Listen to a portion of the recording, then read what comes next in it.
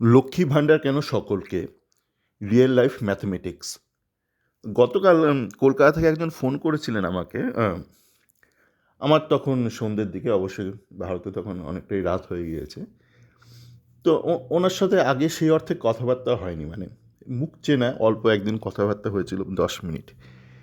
তো বিভিন্ন বিষয় নিয়ে আলোচনা হচ্ছিল। শেষের দিকে গিয়ে উনি বললেন কি আমরা সমস্ত কিছু কভার করলাম, ফুটবল থেকে রাজনীতি থেকে শুরু করে সমাজ, ভূগোল। এমন হ্যাঁ, কেননা জীবনের অনেক সমস্যাই আছে যেগুলো প্যারালাল। মানে একটা ভূগোলের একটা সমস্যা কিন্তু রাজনীতিতে তার একটা প্যারালাল একটা আছে, তার ইকুইভ্যালেন্ট সলিউশন থাকে।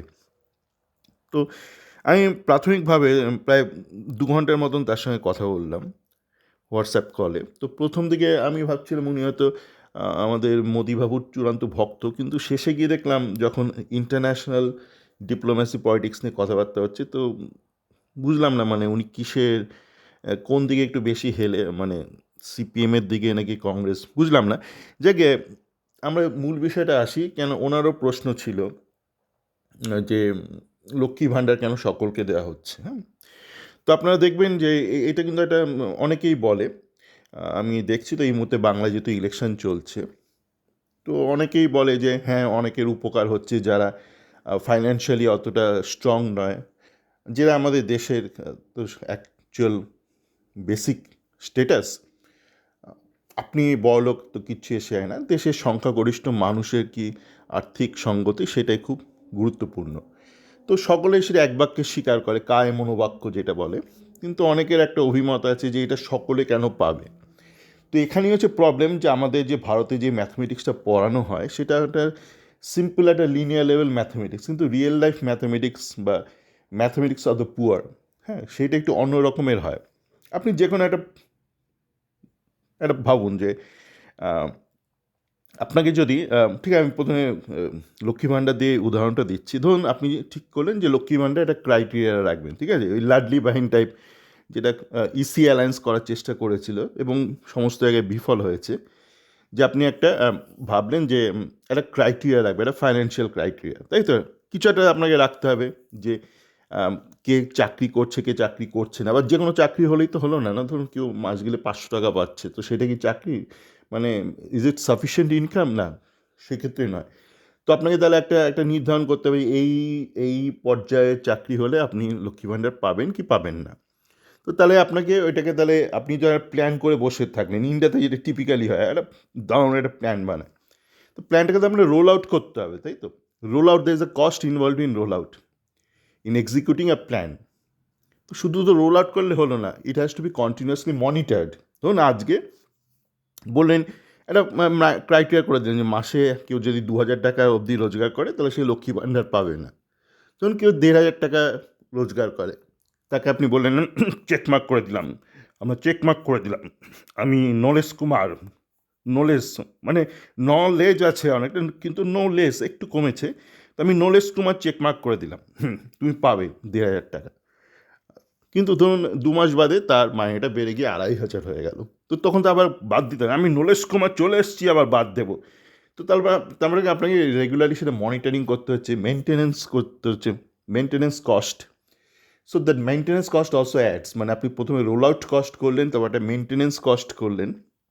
তো আপনি যদি এত হিসেব করেন, আপনার যে একটা টোটাল একটা প্রজেক্ট বাজেট কস্ট থাকে, তো সেখানে একটা টাকা আপনি দেবেন, কাকে দেবেন সেটা নির্ধারণ করার জন্য একটা খরচ, আবার একটা রিকারিং কস্ট থেকে যায়। তো আপনার মানে খাজনা থেকে বাজনা বেশি হবে। তো সেই তুলনায় এটা একটা খুব কমন মডেল, হ্যাঁ, যে কোনো উন্নত দেশি মডেলগুলো ফলো করা হয়, আমাদের তৃতীয় বিশ্বে ফলো করা হয় না, তাই তো তৃতীয় বিশ্ব। ভারত এমনি এমনি তৃতীয় বিশ্ব নাকি? আপনার কাজকর্মগুলো থার্ড ওয়ার্ল্ড টাইপ, তাই থার্ড ওয়ার্ল্ড ভারত। তো এই ক্ষেত্রে কিন্তু ভারত একটা ফার্স্ট ওয়ার্ল্ড টাইপ। ভারত মানে বাংলা করেছে, যে তারা একটা হিসেব করেছে যে আমি যদি এই নির্ধারণ করার খরচগুলো বাদ দিই তাহলে আমার কত টাকা বাঁচবে, এবং সেই করতে গিয়েই তারা এটা করেছে। এবার আপনারা জানেন যে লক্ষ্মী ভাণ্ডার লাড্ডির মধ্যে তফাৎ হচ্ছে, লাড্ডি একটা বাজে কপি, বাজে ফটোকপি, জেরক্স না, ফটোকপি টেকনিক্যাল ওয়ার্ড, একটা ফালতু ফটোকপি। কেন লক্ষ্মী ভাণ্ডার হচ্ছে একটা একটা বটম আপ ইকোনমি, যেটা আমি আগেও আলোচনা করছি, একটা বটম আপ ইকোনমির একটা চেন, একটা চেনের একটা এলিমেন্ট, একটা র্যান্ডাম একটা কোনো নয়, যেটা অনেক বেশিরভাগ মূর্খ ভারতীয় সেটা ভাবে যে এটা একটা ভোট ভোট কেনার, দেখুন আপনি ভালো কাজ করলে তো আপনি এমনি ভোট পাবেন। তা আপনি বলবেন না আমি প্রধানমন্ত্রী হয়েছি, আমি ভালো কাজ করবো না। কেন? ভালো কাজ হলে আমার লোকে ভোট দেবে। ভোটের রাজনীতি হয়ে গেল। আমি মেম্বার অফ পার্লামেন্ট হয়েছি, আমি কাজ করবো না। কেন? না কাজ করলে তো লোকে ভোট দেবে। আরে তো আপনি রাজনীতিতে এসছেন কেন? আপনি তো কাজ করার জন্যই তো এসছেন, ভোটে জেতার জন্য তো এসছেন। ভালো কাজ করবেন, তার বিনিময়ে আপনাকে ভোটে জিতবেন। না আমি ভালো কাজ করবো না। না কেন ভালো কাজ করবেন না? ভালো কাজ করলে লোকে বলবে এটা ভোট পলিটিক্স হচ্ছে। হ্যাঁ, না আমি কোনো কাজ করবো না, আমি গরিব থাকবো, দেশের মানুষকে গরিব লাগবো। সিপিএম যেটা ভাবতো, আমি গরিব, দেখুন না আমার নেতারা গরিব, আমাদের খাটও নেই। তো সাধারণ মানুষের খাটনি তো কি হচ্ছে, আমার নেতার তো খাটনি, মানে আমি গরিব থাকবো, আমার দেশের মানুষও গরিব থাকবে। এটা হচ্ছে টিপিক্যাল মানে সোকল্ড ক্লাসিক্যাল সিপিএমের একটা ধ্যান ধারণা ছিল। তো এই ধরনের যে এবার দেখুন এই বিষয়টা যেটা আমি এটা লাড্ডি বহিনী সীমাবদ্ধ রাখবো, খুব বেশি আলোচনাটা করবো না। প্রত্যেকটা বিষয় কিন্তু আপনাকে ভাবা দরকার। আপনি একটা যখন রাস্তায় প্রজেক্ট করবেন, তো রাস্তাটা আপনি কতদিন রাস্তাটা থাকবে, তারপর আপনি রাস্তাটা মেনটেনেন্সের কস্ট বা রাস্তাটা আপনাকে আবার ওভারহলিংয়ের কস্ট দেখবেন। এখন ভারতবর্ষে, আমি তো ভারতে একাধিক শহরে থেকেছি, আমি শুধু এমন নয় যে শুধু বিদেশেই থেকেছি, ইউরোপের একাধিক শহরে না, ভারতেরও সমস্ত বড় বড় শহরে থেকেছি। তো এটা একটা সামগ্রিক সমস্যা আমি দেখেছি। বাংলাতেও এটা আছে, যে একটা এমএলএ তার আর পয়সা হলো, একটা এলিভেটার লাগিয়ে দিল। খুব ভালো কথা, লাগিয়ে দিয়েছেন দাদা। সে সিং, আগ্রওয়াল, ঘোষ, বোস, দাস, যাই হোক, এটা এটা ভারতের সার্বিক একটা সমস্যা লাগিয়ে দিল। এবার তার মেনটেনেন্সের জন্য কোনো ব্যবস্থা নেই। এই অ্যানুয়াল একটা মেনটেনেন্স হবে, কিছু হলে ওই যে আরজি করে, আমি জানি না সেক্ষেত্রে কী ঘটেছিল, না জেনে বলা উচিত নয়। ওটা এক ওয়ান অফ একটা স্ট্রে ইনসিডেন্ট হতেই পারে।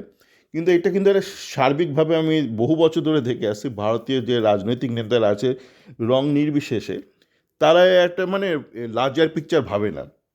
একটা করে দিলাম, স্টেডিয়াম করে দিলাম, স্টেডিয়ামের মেনটেনেন্সের জন্য কোনো বাজেট অ্যালোকেট করা নেই।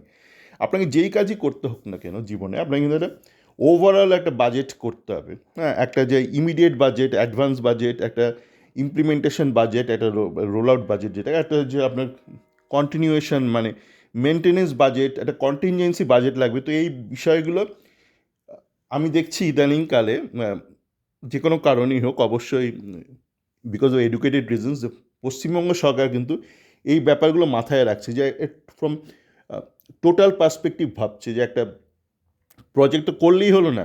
যেমন ধরুন আপনি যে এসআইআর করছেন, তো তার একটা কিছু একটা উদ্দেশ্য থাকবে। আমি ওই রাজনীতির ওদিকে যাচ্ছি না, যেটা নিয়ে বাজার সরগরম কিছু তো একটা অফিসিয়াল একটা হোয়াইট রিজন তো থাকবে। সবাই ঢুকে গিয়ে কী করছে তারা, না ঢুকে গিয়ে তারা আমার সমস্ত খেয়ে নিচ্ছে। কত টাকার খাচ্ছে? 100 টাকার খাওয়া খেয়ে নিচ্ছে। না এদেরকে আমার আটকাতে হবে। কত টাকার খরচ লাগবে এদের আটকাতে? আমার 1 কোটি টাকা লাগবে। আমি 100 টাকা বাজাচ্ছি 1 কোটি টাকা খরচ করে। ওরকম ব্যাপার আছে, মেয়েরা আছে, মানে এরকম না, মানে অনেক মেয়ে আছে, ছেলে হলো যে এরকম থাকে না তা না। আমি যাব ওই পাড়ার দোকান থেকে এটা কিনবো না, কানের দুলটা পাড়ার দোকানে 100 টাকা চাইছে, কোথায় যাবে? না আমি ওইখানে যাব, নিউ মার্কেটে যাবো। ওখানে কত নিচ্ছে? ওখানে 50 টাকা নিচ্ছে। তোমার গাড়ি ভাড়া নিয়ে তোমার 200 টাকা লাগবে, তোমার 250 টাকা পড়বে টোটালটা। না আমি পাড়ার দোকান থেকে নেবো না। এই হলো হিসেব। চলে, ভালো থাকবে।